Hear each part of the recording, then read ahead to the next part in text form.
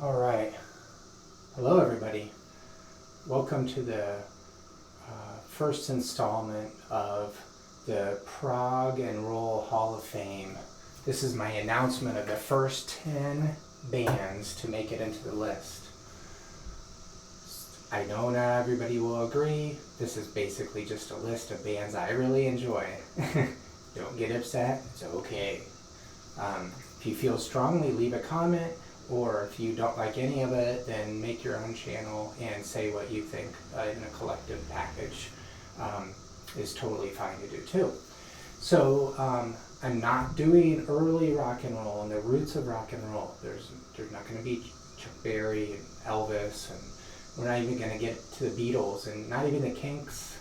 We're going to start in late 68, sort of 68, 69 mostly.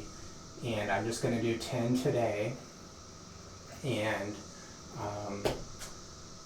just kind of jump right into it. So I'm going to try to do, these are mostly pretty mainstream bands you've heard of with a couple little twists.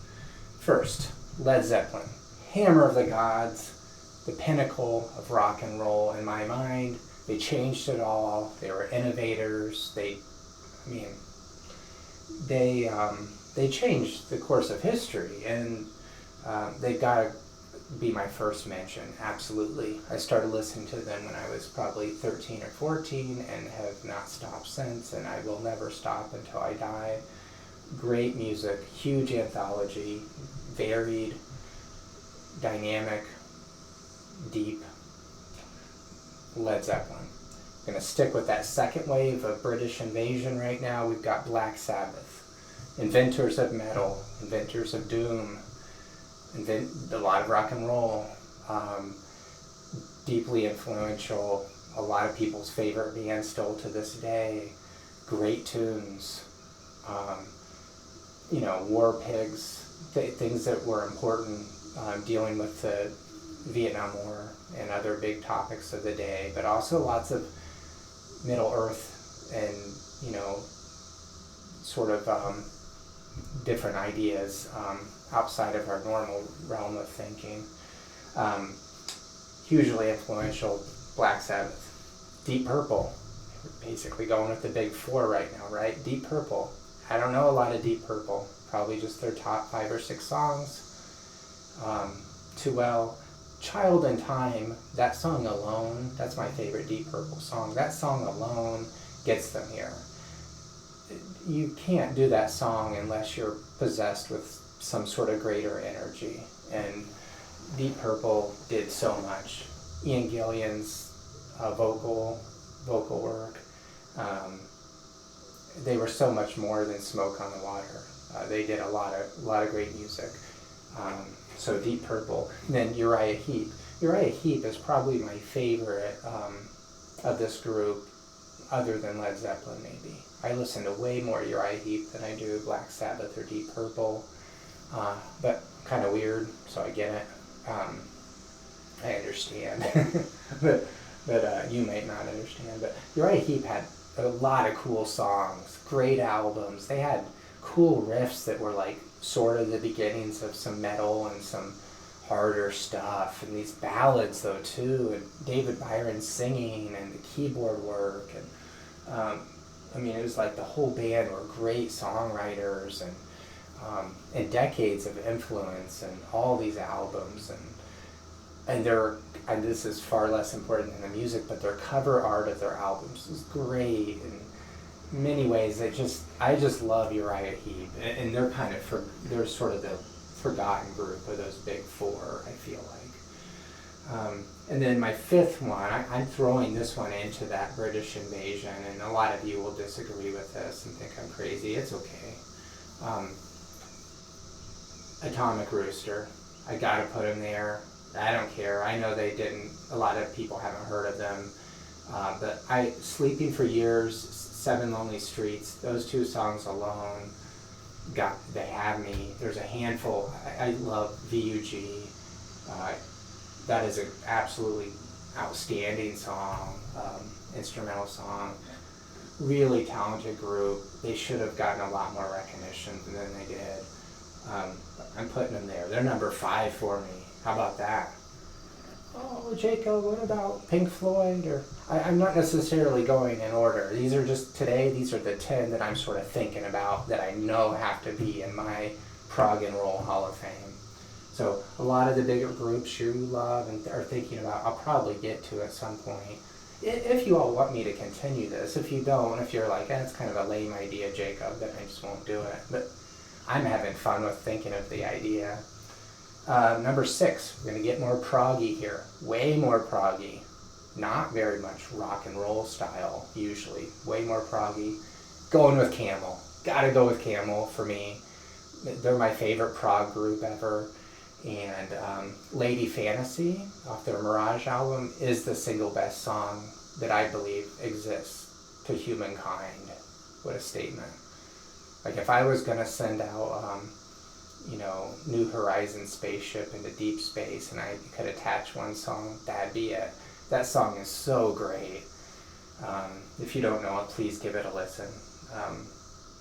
So Camel, 40 plus years of making great music, many albums, lots of touring and live shows, and not many people know them at all. It's kind of sad to think of all like pop musicians and all the junk that's out there now that people know way better than Camel. Next, let's see, that was 6. Number 7 is Yes. Yes is proggy and rock and roll. They kind of fit perfectly into this Prog and Roll Hall of Fame. I don't think I liked them much when I was younger because they were so proggy and experimental and different. Well, as I get older, I think I'm getting a little bit of wisdom, tiny bit, maybe, hopefully, and they get better and better. Yes just gets better and better.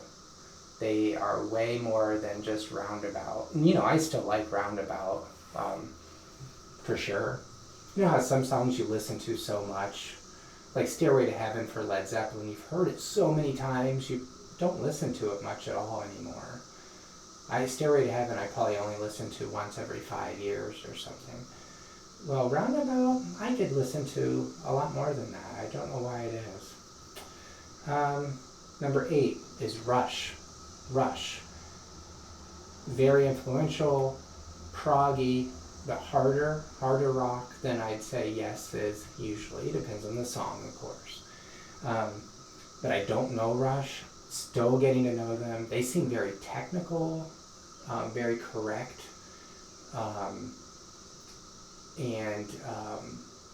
I think it's the kind of band that I remember my best friend in high school saying, listen to Rush, and I just never could get into it. I've been trying, I'm still trying. I've done a couple reactions to Rush songs, and it's been kind of varied.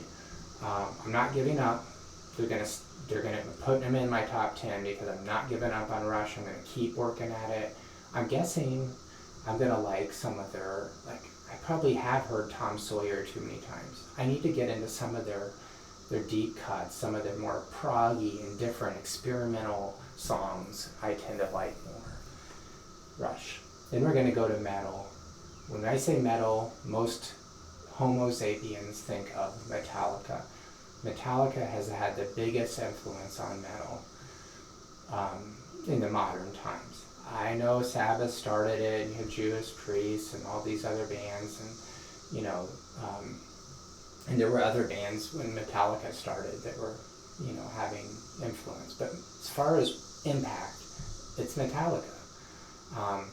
Now, basically, the Metallica I like are from the first 3 or 4 albums. That's my favorite by far. And quite a bit of it, but a chunk of that was written by Dave Mustaine, who is of course, the lead singer of Megadeth, which is number 10.